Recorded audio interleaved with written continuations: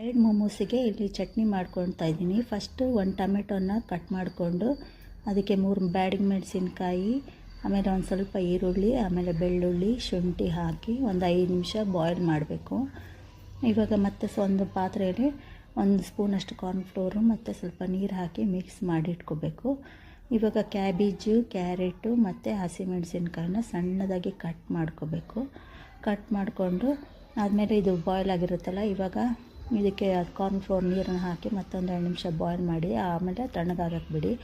ಇವಾಗ ಇದಕ್ಕೆ ಉಪ್ಪು ಮತ್ತು ಚಾಟ್ ಮಸಾಲ ಆಮೇಲೆ ಬ್ಲ್ಯಾಕ್ ಸಾಲ್ಟ್ 3 ಹಾಕಿ ಮಿಕ್ಸ್ ಮಾಡಬೇಕು. ಒಂದು 5-6 ನಿಮಿಷ ಆದಮೇಲೆ ಅದು ನೀರು ಬಿಟ್ಕೊಳ್ಳುತ್ತೆ. ಸ್ವಲ್ಪ ಗಟ್ಟಿಗೆ ಹಿಂಡಿಬಿಟ್ಟು ನೀರನ್ನು ಸಪ್ರೇಟ್ ಮಾಡ್ಕೊಳ್ಳಿ. ಇವಾಗ ಚಟ್ನಿಗೆ ಇವಾಗ ಅದು ಫಸ್ಟ್ ಬಾಯ್ಲ್ ಮಾಡ್ಕೊಂಡಿರ್ತೀರಲ್ಲ ಮೆಣಸಿನ್ಕಾಯಿ ಮತ್ತು ಶುಂಠಿ ಬೆಳ್ಳುಳ್ಳಿನ ಹಾಕಿ ಸ್ವಲ್ಪ ಉಪ್ಪು ಸಕ್ಕರೆ ಹಾಕಿ ಫಸ್ಟ್ ಗ್ರೈಂಡ್ ಮಾಡ್ಕೊಳ್ಳಿ. ಆಮೇಲೆ ಅದಕ್ಕೆ ಟೊಮೆಟೊನ ಹಾಕಿ ಅದರ ನೀರು ಸಮೇತ ಹಾಕಿ ನುಣ್ಣಗೆ ಬಾಯ್ಲ್ ಮಾಡ್ಕೋಬೇಕು, ಗ್ರೈಂಡ್ ಮಾಡ್ಕೋಬೇಕು.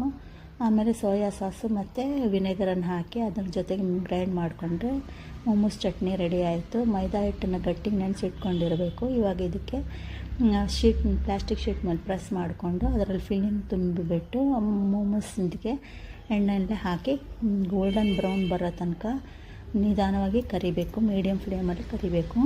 ಗೋಲ್ಡನ್ ಕಲರ್ ಬಂದಮೇಲೆ ಇದು ಮೋಮೋಸ್ ರೆಡಿ ಆಯಿತು. ಇದ್ರ ಜೊತೆಗೆ ಚಟ್ನಿ ಹಾಕ್ಕೊಂಡು ತಿನ್ಬೋದು. ಇದು ಕೇವಲ ಒಂದು 15 ನಿಮಿಷದಲ್ಲಿ ನೀವು ಮೈದಾ ಹಿಟ್ಟು ನೆನೆಸಿಟ್ಕೊಂಡಿದ್ದರೆ ಯಾವಾಗ ಬೇಕಾವಾಗ ಮಾಡಿಕೊಂಡು ತಿನ್ಬೋದು. ಮಕ್ಕಳಿಗೆ ಇದು ತುಂಬ ಇಷ್ಟ ಆಗುತ್ತೆ. ಬೇಕಿದ್ದರೆ ಇದನ್ನು ಸ್ಟೀಮ್ ಮಾಡ್ಕೊ